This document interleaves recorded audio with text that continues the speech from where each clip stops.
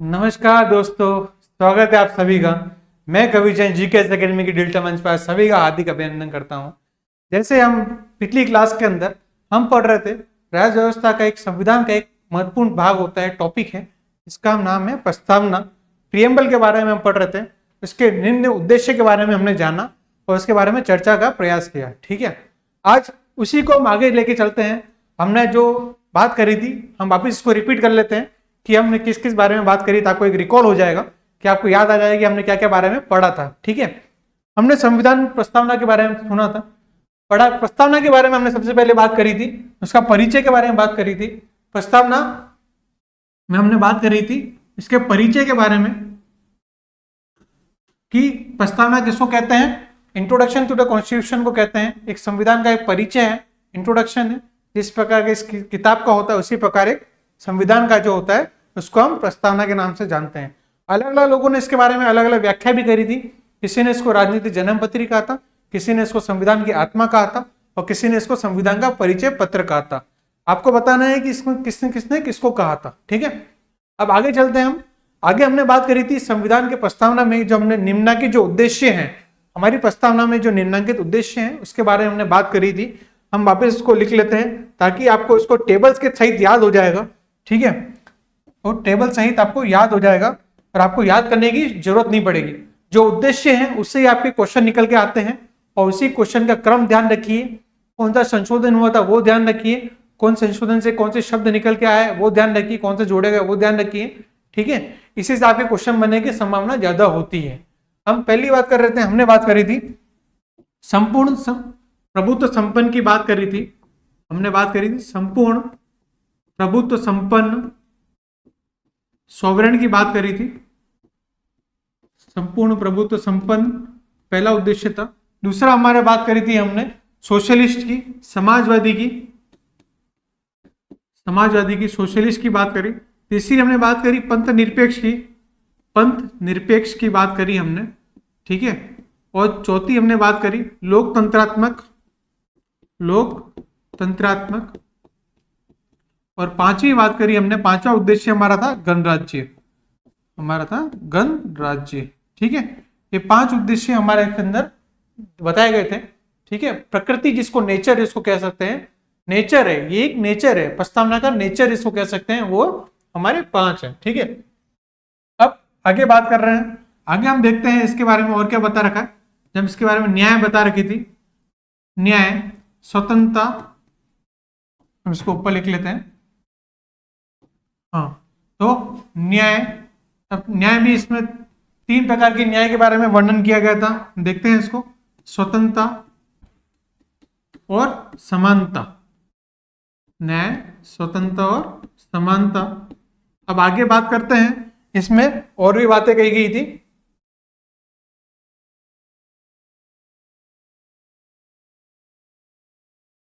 हाँ जी, तो हम देखते हैं न्याय, स्वतंत्रता, समानता। और भी बात इसके अंदर है, व्यक्ति की गरिमा,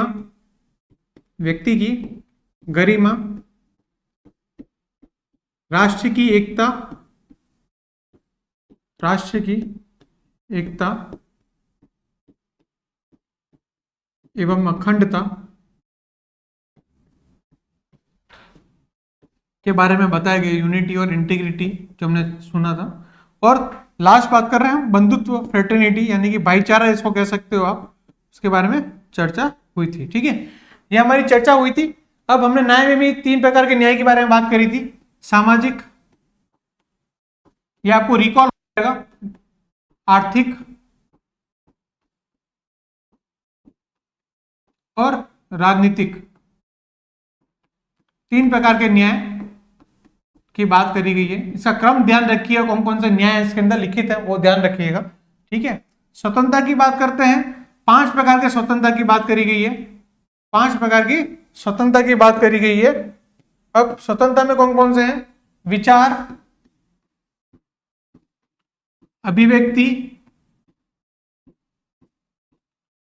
विश्वास, धर्म और उपासना।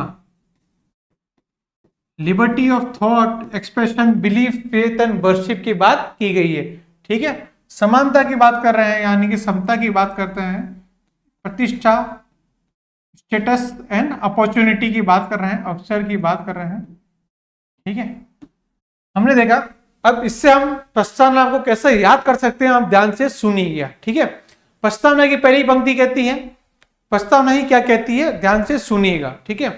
कहती है, हम भारत के लोग भारत को एक संपूर्ण प्रभुत्व संपन्न समाजवादी पंथ निरपेक्ष लोकतंत्रात्मक गणराज्य राज्य बनाने के लिए भारत के समस्त नागरिकों को सामाजिक, आर्थिक, राजनीतिक न्याय, विचार, अभिव्यक्ति, विश्वास, धर्म, उपासना की स्वतंत्रता, प्रतिष्ठा और अवसर की समानता, समता की बात कर रहे हैं, व्यक्ति की गरिमा और राष्ट्र की एकता और अखंडता सुनिश्चित करने वाले बंधुत्व को बढ़ाने के लिए दृढ़ संकल्पित होकर अपनी संविधान सभा में आज तारीख 26 नवंबर 1949 को एतत्व द्वारा भारत के लोगों को इस संविधान को अंगीकृत, अधिनियमित और आत्मार्पित करते हैं। ये बात हमारे संविधान सभा के अंदर बैठे हुए लोगों ने कही थी, ठीक है। अब हमने देखा इसके डिफरेंट उद्देश्य, प्रकृति के बारे में हमने देखा, नेचर और प्रस्तावना। अब इसके बारे में हमने चर्चा करी थी, संप्रभुता के बारे में चर्चा करी थी हमने, संप्रभुता के बारे में हमने इसके बारे में चर्चा करी थी। अब संप्रभुता का जो हम अर्थ सुना था, स्वयं का प्रभु, कि वो अथॉरिटी जो अपने निर्णय लेने के लिए सक्षम हो।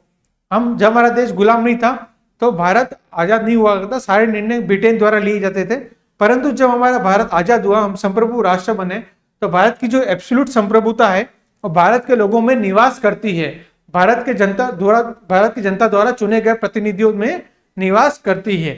यानी कि आज हमारे देश के अंदर जो दो संप्रभुता की हम बात करते हैं, बाहरी और आंतरिक, जब भारत देश के अंदर होने वाले सभी निर्णय भारत देश के अंतर्गत, यानी कि ये भारत का नक्शा है, भारत देश के अंदर होने वाले सभी गतिविधियों का, सभी चीजों का निर्णय भारत की जनता द्वारा चुनी गई सरकार द्वारा लिए जाते हैं, ठीक है। और बाहरी की बात करते हैं, भारत की बाउंड्री के बाहर, यानी कि बाउंड्री के बाहर होने वाले सभी निर्णय भारत की जनता द्वारा चुनी गई सरकार द्वारा लिए जाते हैं, कि आज हम सॉवरेन हैं, हम संप्रभु राष्ट्र हैं, हम अपने निर्णय स्वयं ले सकते हैं, ठीक है। दो प्रकार की संप्रभुता बेसिकली देखती जाती है, परंतु तीनों संप्रभुता हमने देखी थी। एक नाम मात्र की संप्रभुता जो हमारे राष्ट्रपति में निहित होती है, जो नाम मात्र के कार्यपालक शक्ति में निहित होती है, और वास्तविक में जो निहित होती है, वास्तविक जो संप्रभुता है वो हमारे प्रधानमंत्री में निहित होती है। और कानूनी संप्रभुता की हमने बात करी, वो हमारे संविधान कॉन्स्टिट्यूशन के अंदर निहित है, ठीक है। ये हमने बात करी थी संप्रभुता के बारे में, ठीक है। अब संप्रभुता के बारे में बात करने के बाद हमने बात करी समाजवादी के बारे में, सोशलिस्ट के बारे में बात करी। इसमें भी हमने देखा था कि 4 प्रकार की हमने विचारधारा के बारे में सुना था। यह शब्द 42वां संविधान संशोधन 1976 के माध्यम से जोड़ा गया, सोशलिस्ट, सेकुलर। यह 42वां संविधान संशोधन और इंटीग्रिटी, सोशलिस्ट, सेकुलर और इंटीग्रिटी, ये तीनों शब्द हमारे प्रस्तावना में 42वें संविधान संशोधन 1976 के माध्यम से जोड़ा गया, ठीक है। अब हम बात कर रहे हैं समाजवादी की। समाजवादी में हमने 4 प्रकार की अर्थव्यवस्था की विचारधारा के बारे में देखा था। अब 4 प्रकार की अर्थव्यवस्था की विचारधारा के बारे में हम देखते हैं। सबसे पहले हमने बात करी थी उदारवादी, इसके बाद बात करी थी हमने, सबसे पहले हमने बात किसकी बात करी थी, उदारवादी विचारधारा की बात करी थी। उदारवादी के बाद हमने बात करी थी मार्क्सवादी, मार्क्सवादी के बाद बात करी थी हमने समाजवादी और साम्यवादी। उदारवादी के बाद हमने बात करी थी मार्क्सवादी, समाजवादी और साम्यवादी। इन डिफरेंट अर्थव्यवस्था के बारे में हमने जाना कि इनके कौन कौन से जनक हैं और इनके क्या क्या बातें कही गई है, ठीक है। उदारवादी की हमने बात करी थी जनक, उसके बाद जनक के बाद हमने बात करी थी इसमें क्या क्या कहा गया है, अलग अलग कौन इसकी अर्थव्यवस्था को नियंत्रित करता है और कौन इसकी अर्थव्यवस्था को नियंत्रित नहीं करता है। इन सब अर्थव्यवस्था के बारे में हमने देखा था। अब आगे देखते हैं हम। अब जैसे हमने देखा कि अलग अलग अर्थव्यवस्था के बारे में इसकी विचारधारा, जो द्वितीय विश्व युद्ध था, उस द्वितीय विश्व युद्ध की समाप्ति के बाद अलग अलग विचारधारा कोल्ड वॉर में निकल के आई थी अलग अलग विचारधारा, यानी कि वाद, इसको आइडियोलॉजी कह सकते हैं, विचारधारा कह सकते हैं। हमने कहा था कि समाज और सरकार का अर्थव्यवस्था पे कई बार नियंत्रण होता है और कई बार समाज और सरकार का जो संबंध है बहुत अलग अलग तरीके से स्थापित होता है, परंतु कई बार समाज और सरकार का अर्थव्यवस्था पर नियंत्रण नहीं होता है। ठीक है, तो हमने बात करी थी उदारवादी के जनक कौन थे, जॉन लॉक। इन्होंने कहा था फ्री इकोनॉमी होनी चाहिए, मुक्त अर्थव्यवस्था होनी चाहिए, मुक्त अर्थव्यवस्था होनी चाहिए, सरकार का नियंत्रण नहीं होना चाहिए, सारी जो अर्थव्यवस्था है पूंजीपतियों के हाथ में होनी चाहिए। ठीक है, अगली बात करी थी हमने मार्क्सवादी की, जिसने बोला था कंप्लीट कंट्रोल ऑफ लेबर की बात करी थी। इसके जनक थे कार्ल मार्क्स। उससे ही निकल के एक डाइल्यूट विचारधारा उत्पन्न हुई थी, समाजवादी विचारधारा, जो यूएसएसआर यानी कि सोवियत संघ जिसको कहते हैं रशिया आज के टाइम पे, उसमें ये अपनाई जा रही थी समाजवादी विचारधारा।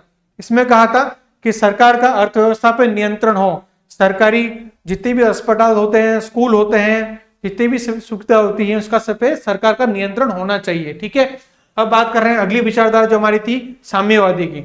इसके जनक थे माओ से तुंग।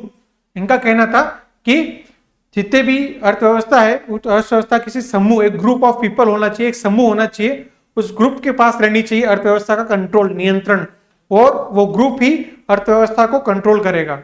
ठीक है, ये बात हमने समाजवादी में कही की थी। हमने और बात देखी थी कि भारत के अंदर जब 1971 के अंदर हमारी भारत पाकिस्तान के युद्ध में उलझा हुआ था, उस समय भारत को एक मदद की जरूरत थी। हमारे अमेरिका ने हमारी भारत की मदद नहीं करी, हमारी मदद करी थी रशिया ने, सोवियत रशिया ने हमारी मदद करी, यूएसएसआर ने मदद करी। ठीक है, और जो हमारी प्रधानमंत्री थी इंदिरा गांधी, वो वहां से प्रभावित हुए थे और जो वहां पे घूमने गए थे तो उस विचारधारा को हमारे प्रस्तावना में जोड़ा गया था, समाजवादी विचारधारा शब्द को हमारी प्रस्तावना में बाद में जोड़ा गया था। ठीक है, तो ऐसा हमने डिस्क्रिप्शन से देखा था। अगली हमने बात करी थी पंथ निरपेक्ष की, यानी कि तो धर्मनिरपेक्ष और पंथ निरपेक्ष दो शब्द की बात करी हमने। धर्मनिरपेक्ष का मतलब धर्म से अलगाव, पंथ निरपेक्ष का मतलब पंथ से अलगाव। तो महात्मा गांधी का कहना था कि व्यक्ति अपने पंथ से अलग हो सकता है, व्यक्ति अपने धर्म से अलगाव नहीं हो सकता। व्यक्ति किसी न किसी धर्म का पालन अपने जीवन में तो करेगा ही करेगा। ठीक है, ये बात हमारे गांधी जी ने कही थी। और हम देश की बात करते हैं, भारत देश के संदर्भ में बात करते हैं, तो भारत देश के सामने सभी धर्म बराबर है, हमारे देश का कोई धर्म नहीं है। जब अनुच्छेद 25 से 28 की बात करते हैं कि हमारे देश के, इसके बात क्या है कि भारत में धर्म को भारत नियंत्रित कैसे करता है, हमारे देश में धर्म से राज्यों को मतलब है, हमने अलगाव नहीं किया है। देश में राज्यों को मतलब है, हमने अलगाव नहीं किया है। ये बात हमने इसके अंदर धर्मनिरपेक्ष में करी थी। ठीक है, यानी कि all religions are equal in the eyes of law. ठीक है, ये हमने बात करी थी, पंथ निरपेक्ष में बात करी थी। ठीक है, अब अगली बात हम करते हैं लोकतंत्रात्मक की बात करते हैं और गणराज्य की बात करते हैं। ठीक है, अब हम चलते हैं अगले शब्द पे। हमारा अगला उद्देश्य है, अगला जो नेचर है उसको है लोकतंत्रात्मक। लोकतंत्रात्मक इसको हम इंग्लिश,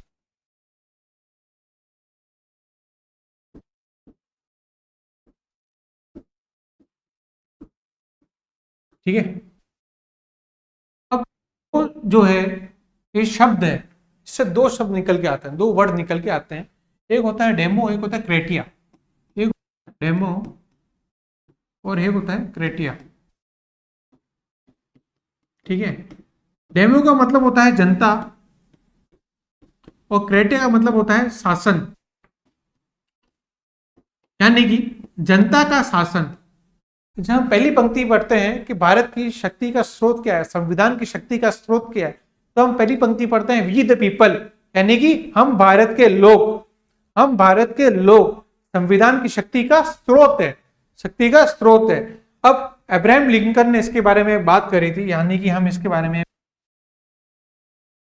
शासन क्या कहलाता है, लोकतंत्र, जनता का शासन क्या कहता है, लोकतंत्र। ठीक है, अब अब्राहम लिंकन ने इसके बारे में बात, उन्होंने कहा था government of the people, by the people, for the people, government of the people, by the people और फॉर द पीपल। ठीक है, जनता की, जनता के द्वारा, जनता के लिए चुनी गई सरकार, शासन लोकतंत्र कहलाता है। देख लेते हैं हम, गवर्नमेंट, उन्होंने कहा था government of the people, by the people और फॉर द पीपल। ये बात अब्राहम लिंकन ने कही थी, ठीक है। जनता के द्वारा चुनी गई सरकार लोकतंत्र कहलाती है, ठीक है। ये बात अब्राहम लिंकन ने हमारे डेमोक्रेसी के बारे में बात कही की थी, ठीक है। ऐसा मोड ऑफ गवर्नमेंट जिसमें जनता अपने शासक को चुने, यानी कि ऐसा मोड ऑफ गवर्नमेंट जिसमें जनता अपने शासक को चुने, जनता अपने शासक को चुने। हम बात करते हैं हमारे देश के अंदर हम एमएलए और एमपी का चुनाव होता है तो हम इनको निर्वाचित करके सदन में भेजते हैं, सदन में निर्वाचित करके भेजते हैं, और वो हमारे बिहाफ पे हमारा रिप्रेजेंटेशन करते हैं। जिस भी एरिया में हम बिलोंग करते हैं, हम राजस्थान से तो हम राजस्थान का प्रतिनिधित्व करते हैं, हमारे एरिया का प्रतिनिधित्व करते हैं, ठीक है। और वहाँ के लोक कल्याणकारी राज्यों के बारे में बात करते हैं, ठीक है। वहाँ का कानून बनाते हैं, उसके बारे में चर्चा होती है। अब जनता अपने शासन को चुने, उसको कहते हैं हम डेमोक्रेटिक, यानी कि लोकतंत्र। अब एक होता है राजतंत्र, इसका मतलब राजा का तंत्र होता है, राजा का शासन होता है। एरिस्टोक्रेसी होती है जिसमें अल्प समूह के अंदर लोगों को, अल्प समूह होता है, अल्प लोगों का शासन होता है, इसके अंदर एरिस्टोक्रेसी में। हमने बात करी जहां जनता अपने शासन को चुने, उसको कहते हैं डेमोक्रेसी। और एक होता है गणराज्य, एक होता है गणराज्य, जिसके अंदर अब जैसे हम अगली बात करते हैं, एक होता है गणराज्य, लास्ट उद्देश्य हमारे प्रकृति है, ठीक है।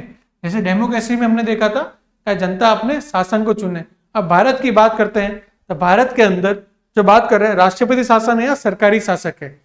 भारत के अंदर राष्ट्रपति शासन है या सरकारी शासन है। हमारे यहाँ पे जो है सरकारी शासन है, हम हमारे प्रतिनिधियों को चुनकर भेजते हैं और वो प्रतिनिधि राष्ट्रपति का निर्वाचन करते हैं, ठीक है। तो भारत के अंदर राष्ट्रपति शासन नहीं है, सरकारी शासक है।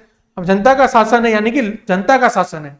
सरकारी शासन का मतलब जनता का शासन है, कि जनता द्वारा चुने गई प्रतिनिधि वहां पे अपना प्रतिनिधित्व करते हैं, ठीक है। अब जहां जनता अपनी सरकार को चुने, यानी कि हमने किस में बात करी थी, जहां जनता अपने शासक को चुने की बात करी थी। अब किस किस को चुनती है, तो प्रधानमंत्री और मंत्री परिषद को हम चुनते हैं। प्रधानमंत्री मंत्री परिषद की बात करते हैं हम, जब यहाँ पे मंत्री परिषद की बात करते हैं तो मंत्री परिषद को हम चुन के भेजते हैं। इसका मुखिया तो प्रधानमंत्री होता है, इसका मुखिया प्रधानमंत्री होता है, इनको हम चुन के भेजते हैं। यानी कि हम कह सकते हैं यहाँ पे डेमोक्रेसी है, ठीक है। जनता अपने शासक को चुने, राष्ट्रपति को नहीं, शासन को चुने। शासन में कौन, मंत्री परिषद, इसका मुखिया प्रधानमंत्री, ठीक है, इसका मुखिया प्रधानमंत्री नहीं, ठीक है। जनता अपने राष्ट्रपति को नहीं, बल्कि हम राष्ट्रपति को नहीं चुनते, हम किसको चुनते हैं, मंत्री परिषद को चुनते हैं। और वही मंत्री परिषद हमारे राष्ट्रपति को चुन के भेजते हैं, ठीक है। हमारे राष्ट्रपति का निर्वाचन में पार्टिसिपेट करते हैं, इलेक्शन में पार्टिसिपेट करते हैं, ठीक है। अब हम बात करते हैं गणराज्य की। अब गणराज्य की बात करते हैं। अब हमने देखा जहां जनता अपने शासन को चुने वो कहते हैं हम डेमोक्रेसी, ठीक है। जहां जनता अपने शासन को चुने उसको हमने क्या कहा, डेमोक्रेसी। जहां जनता अपने देश के प्रमुख को चुने, जहां जनता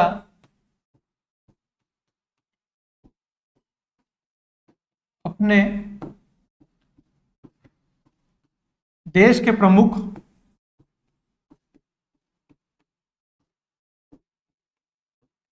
को चुने उसको कहते हैं हम गणराज्य। जहां देश के प्रमुख का निर्वाचन होता है उसको कहते हैं गणराज्य, ठीक है।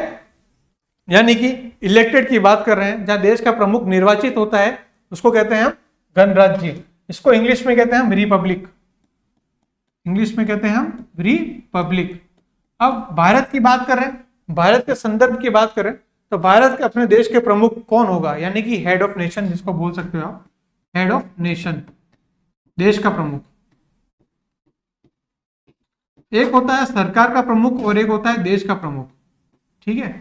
जहां जनता अपने देश के प्रमुख का निर्वाचन हो, देश के प्रमुख को चुने इनडायरेक्ट वे में, जैसे हमने डेमोक्रेसी में बात करी, हम डायरेक्टली हमारे जनता द्वारा चुने गए प्रतिनिधि हैं वो लोग। अब जनता के द्वारा चुने गए मंत्री परिषद, प्रधानमंत्री क्या कर रहे हैं, वो राष्ट्रपति के चुनाव में पार्टिसिपेट कर रहे हैं, इलेक्ट कर रहे हैं, ठीक है। निर्वाचन मंडल में वो लोग पार्टिसिपेट कर रहे हैं, निर्वाचक मंडल का सदस्य है राष्ट्रपति के चुनाव में। अब जनता अपने देश का प्रमुख कौन होता है? राष्ट्रपति।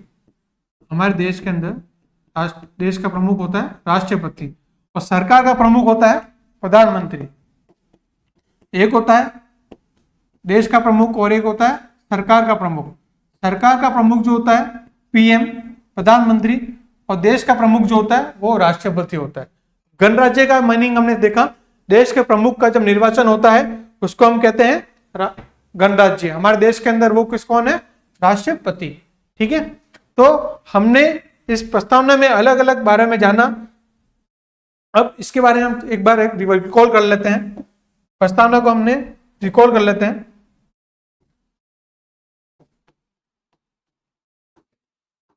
अब प्रस्तावना में हमने अलग अलग शब्दों के बारे में जानने का प्रयास किया। सबसे पहले हमने देखा था इसकी जो प्रकृति है उसमें हमने क्या क्या देखा था। इसकी जो प्रकृति है उसमें हमने देखा था संपूर्ण प्रभुत्व, हम इसको समराइज कर रहे हैं, समाजवादी, पंथ निरपेक्ष,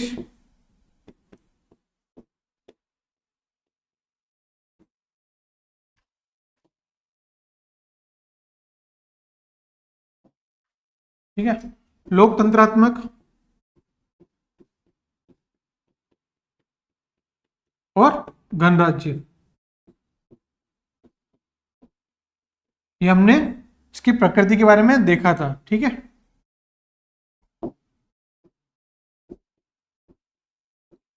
ये हमने इसके बारे में देखा था, जो प्रस्तावना के अंदर जो प्रकृति है। अब आगे हमने देखा इसकी शक्ति का स्रोत क्या है। इसकी शक्ति का स्रोत क्या है? तो शक्ति का स्रोत हमने देखा पंक्ति होती है। शक्ति का स्रोत क्या है? शक्ति का स्रोत होगा भारत की जनता।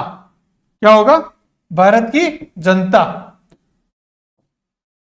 शक्ति का स्रोत होगा भारत की जनता, वी द पीपल। ठीक है, वी द पीपल, भारत की जनता, इसके बारे में बात करती है। अब अगला हम बात करते हैं उद्देश्य की। अब जो इसका उद्देश्य था इसकी बात कर लेते हैं हम। अब उद्देश्य के बारे में बात करने पहले हम देख लेते हैं और इसके बारे में।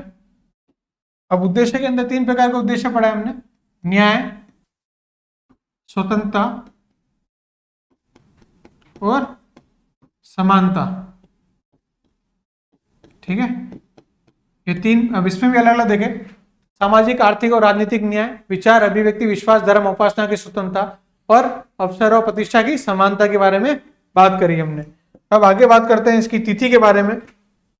अब इसकी तिथि के बारे में बात करते हैं जो हमारे संविधान में दे रखी है, प्रस्तावना के अंदर जो दे रखी है, तिथि के बारे में बात करते हैं। वो तिथि क्या है? 26 नवंबर 1949। ठीक है, तो ये प्रस्तावना का समराइजेशन है, यानी कि शॉर्ट फॉर्म में अगर आपको याद करना हो प्रस्तावना को तो आप ऐसे इसको याद कर सकते हो। कौन कौन से शब्द इसके अंदर निम्नलिखित हैं। अब प्रस्तावना की हमने देखा प्रकृति, शक्ति का स्रोत क्या है? भारत की जनता, उद्देश्य से क्वेश्चन आ सकता है, तिथि से क्वेश्चन आ सकता है, और जो 42वां संविधान संशोधन जो बना था, 42वां संविधान संशोधन, जो हम इसको साइड में लिख लेते हैं, उससे भी शब्द जो चुने गए थे, जो ऐड किए गए थे, वह संविधान संशोधन जो हुआ था। ठीक है, अब इससे SSI ध्यान रखना, सोशलिस्ट,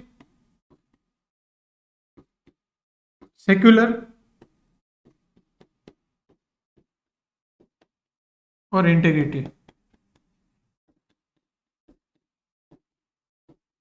ये हमारे 42वें संविधान संशोधन द्वारा जोड़े गए। ठीक है, इसको ध्यान रखना। अब हमने इसका समराइजेशन कर दिया और हमने प्रस्तावना को अच्छे से पढ़ लिया। अब जैसा कि हमने प्रस्तावना के बारे में विस्तृत रूप से चर्चा करी थी, हमने एक एक शब्द को विस्तार से पढ़ा, उसके बारे में समझने का प्रयास किया, और कहाँ से क्वेश्चन उत्पन्न होते हैं, कहाँ से निकल सकते हैं, क्वेश्चन बन सकते हैं, उसका हमने वहां तक पहुंचने का, उसका समाधान करने का प्रयास किया। उम्मीद करता हूँ आपको इसका टॉपिक समझ में आ गया होगा, और मिलते हैं हम अगली नई क्लास में नए टॉपिक के साथ। तब तक के लिए आपका धन्यवाद।